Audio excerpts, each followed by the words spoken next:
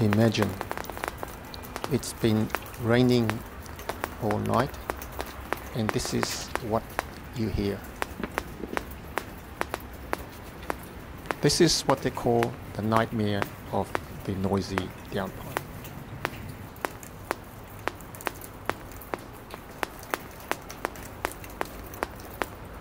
So what causes this nightmare and what's the solution? Now, every time you put a bend in the downpipe, potentially you could have a nightmare. And in this particular case, the nightmare lasted a long time. Now, the owners received many proposals from various plumbers to fix this problem, but most of them seemed suspicious.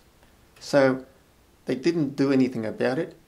And in desperation, one of the owners wrapped paper and a rag around the offending bend in the downpipe.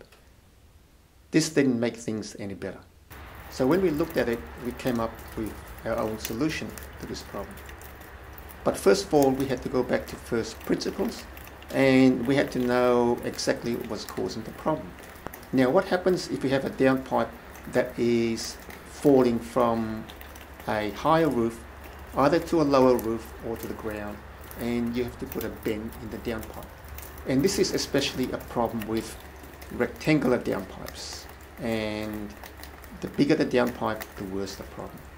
Now, what happens is that you have a small trickle of water running down a nozzle, runs vertically down the downpipe, and then it hits the bend. Now, when it's raining really heavily, it's a rush of water and it's fairly noisy. So you get a rush of water that hits the bend and you don't get the pinging noise. But as the rain condenses to a shower and then it stops, you still have the little bit of water that runs down the nozzle into the downpipe, and now it starts to fall in drops. That's this. And every single drop is a ding, ding, ding. So that's the cause of the nightmare. Now, what is our solution? Now, our solution is based on removing that bend in the downpipe completely. But you've got to have a bend in the downpipe, right? So we can't remove the bend completely. So we have to change the type of bend. Now, there are various options to change the type of bend. The first option we looked at was to retain the rectangular downpipe, but put a cast elbow into the bend.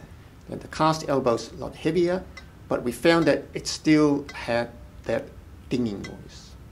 Now, one of the solutions presented by one of the other plumbers was to change the downpipe to a PVC downpipe. So we initially thought we'll just change the bottom section of the downpipe to a PVC downpipe.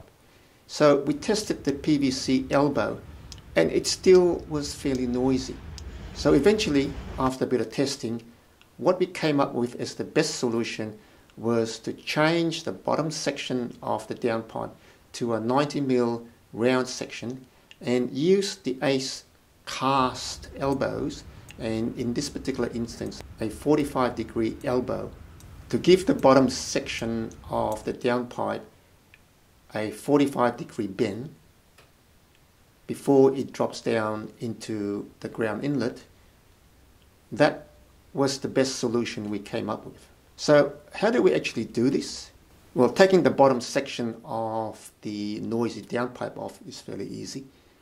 But what we have to do now is to convert a rectangular downpipe to a round downpipe. So we've got a PVC adapter to do the conversion, and from that point onwards it is 90mm cast 45-degree elbow and then a 90mm ACE metal downpipe all the way to the ground inlet. So how good is this solution? Well, it rained a little bit this morning and no one had any nightmares. So we went out and checked our downpipe, and you can hear a very faint ticking noise if you listen really closely. But above the background noise, there was nothing. You could say that now the downpipe was quiet.